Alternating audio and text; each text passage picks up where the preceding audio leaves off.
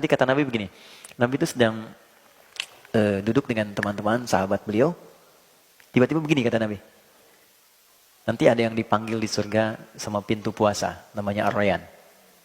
Ya, jadi kalau sudah manggil-manggil, aina shaimun, mana orang ahli puasa? Fa idza dakhaluhu, begitu masuk ahli puasa itu, ughliqa, ditutup langsung. Kalimatnya ughliqa, bukan ghulliqa. Kalau di ghulliqa ditutup pelan-pelan, masih bisa ngintip.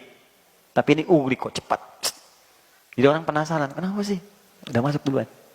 Ada yang dipanggil oleh pintu tahajud. Mana ahli tahajud? Ahli tahajud masuk. Ada yang dipanggil oleh pintu sedekah. Masuk.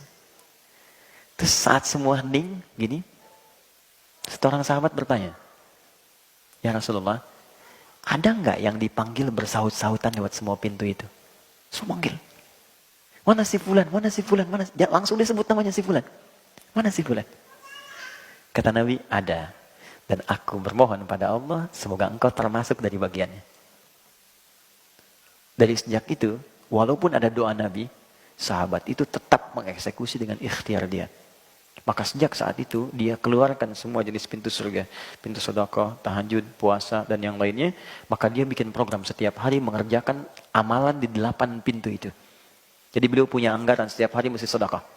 Setiap hari mesti bangun tahajud. Setiap hari mesti nyantuni. Setiap hari nengok orang sakit. Cari sesibuk apapun dikerjakan. Sehingga satu kali Nabi bertemu dengan kawan-kawannya. Perhatikan kalimatnya. Siapa ini yang sholat berjamaah? Semua angkat tangan. Siapa yang hari ini sudah infak? Sebagian turun. Satu masih angkat tangan. Yang lain angkat tangan sebagian. Siapa yang nengok orang sakit? Sebagian turun. Beberapa angkat tangan.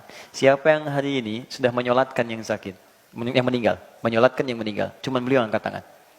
Siapa yang sudah mengantarkan ke kubur di hari ini? Cuman beliau yang angkat tangan.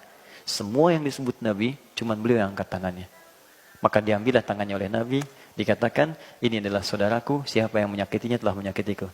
Dialah sahabat Abu Bakar As-Siddiq, ayahanda dari Sayyidah Aisyah radhiyallahu taala anha, yang hidupnya mendampingi Nabi, di kuburnya pun bersanding dengan Nabi sallallahu alaihi wasallam dan sesurga bersama Nabi sallallahu alaihi wasallam.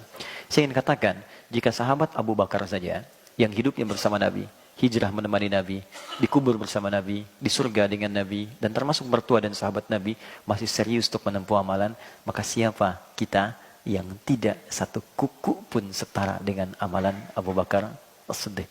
Maka bertobatlah kepada Allah Subhanahu wa taala, mintalah kepada Allah supaya dibimbing, dikuatkan untuk istiqamah beramal soleh. Kalau belum mampu memperbanyak amal soleh, berlomba dengan orang baik, maka setidaknya berlombalah dengan para pendosa untuk bertaubat di hadapan Allah Subhanahu wa taala.